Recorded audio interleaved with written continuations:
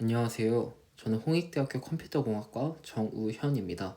저는 지난 1년간 AI 기반 신약 개발이라는 큰 주제 아래 1학기에는 항원 항체 결합 가능성 예측 모델, 2학기에는 항체 접힘 안정성을 추정하는 파인튜닝 모델을 개발했습니다. 항체 신약을 개발할 때는 수십만 개의 후보 서열 중에서 어떤 서열이 실제로 타겟에 잘 결합하는지를 실험으로 확인해야 합니다.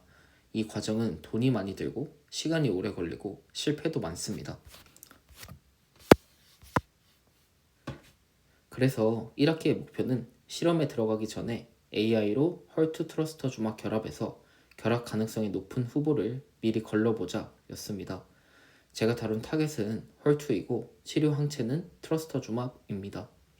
헐투는 유방암 등에서 많이 나타나는 수용체 단백질이고 트러스터 주막은 헐투에 결합하여 암세포의 성장을 억제하는 대표적인 항체입니다. 결합한다는 건 곧 이 서열이 항암 치료 후보로서 잠재력이 있을 수 있다는 뜻입니다. 기존 참고 논문에서는 항체의 CDR3, 즉 타겟 항원과 직접 맞닿는 핵심 부위 10자리를 떼어와서 이를 원핫 인코딩하고 CNN에 넣어 헐투와 붙는다 안 붙는다를 분류했습니다. 하지만 여기에는 한계가 있습니다. CDR3를 단순히 문자열 정도로만 보고 있고 서열의 전체적인 맥락, 진화적 정보, 구조적 의미를 충분히 활용하지 못합니다. 그래서 저는 CNN 대신 프로테인 랭귀지 모델과 트랜스포머 기반 어텐션을 쓰면 더 풍부한 정보를 활용할 수 있지 않을까? 라고 생각했습니다. 따라서 프로테인 랭귀지 모델로 CDR3를 10-1280 벡터로 임베딩하고 이를 입력으로 트랜스포머 기반 분류기를 구성해서 더 풍부한 생물학적 정보를 활용하는 모델을 만들었습니다. PLM이란 일반적인 언어 모델을 프로테인 도메인에 적용하여 만든 단백질 언어 모델입니다. PLM에 전체 항체 서열을 넣고 그중 CDR3 위치에 벡터만 뽑게 되면 이 임베딩 안에 전체 서열의 문맥적 정보가 녹아있기 때문에 단순한 서열 정보보다 더 풍부한 생물학적 정보를 표현할 수 있습니다. 헐트 트러스터 기반 변이 서열 수십만 개를 기반으로 각 서열에 대해 ESM으로 임베딩을 생성한 후 이 10-1280의 임베딩을 덴스 레이어로 256차원 그리고 젤루 액티브 펑션을 써서 압축하게 됩니다. 임베딩은 양수와 음수 모두 의미가 있는데 렐루처럼 음수를 날려버리면 정보의 손실이 큽니다. 이 젤루 액티브 펑션은 음수값도 반영하여 의미 있는 음수 정보까지 살리게 됩니다. 동시에 256차원으로 줄여서 계산 복잡도를 낮추고 중요한 서브 스페이스만 학습하도록 합니다. 그 뒤에 모델 구조로는 트랜스포머 인코더 2개, 멀티헤드 어텐션 플링, 그리고 128차원으로 줄이는 덴스 레이어와 젤로 액티브 펑션, 그리고 마지막 덴스 레이어로 결합 여부 분류를 수행했습니다. 결과는 예상과 다르게 최종 성능은 기존 논문의 CNN과 거의 유사했습니다. 제가 생각한 이유는 기존 모델도 이미 꽤 잘 만들었고 특히 에딧 10 구간에서 근본적으로 데이터가 좀 부족했다는 점 때문이라고 판단했습니다.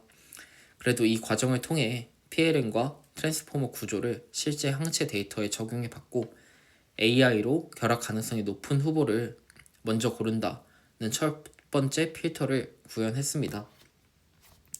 이제 여기서 한 걸음 더 나아가 그렇게 고른 후보가 안정적으로 접히는지까지 보고 싶다는 생각으로 2학기 주제를 잡았습니다. 실제 치료용 항체는 결합력만 좋다고 통과되지는 않습니다. 단백질은 물속에서 스스로 접혀 자기만의 3차원 구조를 만들게 되는데요. 이 잘 접힌 상태가 오래 유지되어야 생산이 쉽고 보관도 가능하고 체내에서도 기능을 유지합니다. 만약 이 접힘이 불안정하게 되면 모양이 풀리고 그래서 응집되거나 기능을 잃어버리게 됩니다. 그래서 신약 개발에서는 이 단백질이 얼마나 잘 접혀있고 유지되는지를 수치로 보는 접힘 안정성이 핵심입니다. 2학기의 목표는 한 줄로 말하게 되면 소단백질 기반으로 안정성을 예측한 모델 아이흄을 사람 단백질, 항체 영역으로 파인튜닝해서 항체에 대한 안정성을 예측하는 모델을 만드는 것이었습니다. 제가 참고한 아이튠 모델은 이런 아이디어를 사용합니다. 단백질이 접힌 상태와 풀린 상태 두 가지를 오가며 이 두 상태의 거리 분포를 델타 G, 이 폴딩 스테이빌리티에 따라 섞어서 설명할 수 있다는 물리 모델을 도입하였고, 그걸 딥러닝으로 학습해서 델타 G를 직접 예측하는 구조입니다. 즉, 접힌과 풀린 상태를 동시에 고려하는 물리적으로 설득력 있는 스테이빌리티 예측 네트워크라고 볼 수 있습니다. 다만 이 모델은 주로 소단백질 데이터를 사용해서 학습되었기 때문에 항체 영역에 특화되어 있지는 않다라는 한계가 있습니다.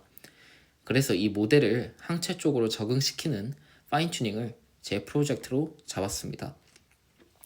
문제는 항체에 대해 델타지를 실험적으로 측정한 데이터가 극도로 적다는 점입니다. 그래서 저는 직접적인 항체 데이터 대신 인간의 단백질 중 아미노산 길이가 400 이하인 안정성 데이터를 모아서 이 아이튠 모델을 사람 단백질 도메인으로 먼저 옮겨보자 라고 결정했습니다. 구체적으로는 프로테옴 DB와 엠피썸에서 사람 단백질 관련 델타지 실험 데이터를 수집하고 데이터를 필터링하여 클린 데이터셋을 만들었습니다. 이 논문의 아이튠 모델의 입력은 서열 임베딩 벡터와 구조 임베딩 벡터로 이루어집니다. 각 시퀀스에 대해서 프로티5를 사용하여 서열 정보에 대한 임베딩을 얻고 로컬 코레폴드를 통해서 구조 예측을 한 다음에 ESM if1을 통해서 구조 정보 임베딩을 생성하고 최종적으로 이 아이튠에서 사용 가능한 PT 포맷 형태의 입력 데이터까지 만드는 전처리 파이프라인을 구축하여 데이터를 생성했습니다. 이 과정을 통해 아이튠 모델 파인튜닝을 위한 데이터 생성이 완료되었습니다. 다음으로 파인튜닝 설계 부분입니다. 기존 아이튠 전체를 다시 학습하기에는 파라미터 수가 너무 크고 데이터 수는 상대적으로 적습니다. 계산 비용도 크고 풀 파인튜닝을 하게 되면 오히려 기존에 잘 학습된 표현을 망칠 위험이 있습니다. 그래서 선택한 전략은 로라입니다. 원래 학습된 큰 모델은 그대로 프리즈, 고정하고 델타지를 추정하는 이 스테이빌리티 헤드의 마지막 피드포워드 리니어 레이어에만 로라를 삽입합니다. 이 로라는 작은 추가 파라미터만 학습하여 기존 지식은 유지하고 휴먼 도메인에 맞게 살짝 보정하는 역할을 합니다.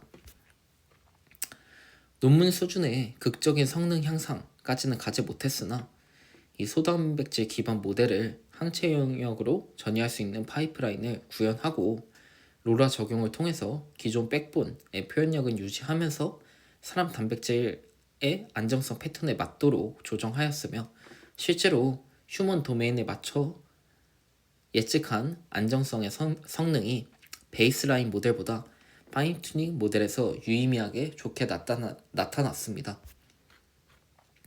정리하면 1학기에는 헐투에 잘 붙는 항체 후보를 더 똑똑하게 고르는 모델을 만들었고 2학기에는 그 후보들이 구조적으로 안정한지까지 평가할 수 있는 기반 모델을 구축하였습니다. 이 1년 동안 AI를 실제 항체 설계 문제에 연결해보면서 AI와 생명과학을 결합하는 워크플로우를 직접 설계하고 구현해보는 경험을 쌓았습니다. 앞으로는 이 파이프라인에 더 많은 항체 실험 데이터와 임상 데이터를 결합해서 실제 실험 전에 신뢰할 수 있는 AI 항체 설계 시스템으로 확장해 나가고자 합니다. 네, 그럼 지금까지 컴퓨터공학과 정우현이었습니다. 시청해 주셔서 감사합니다.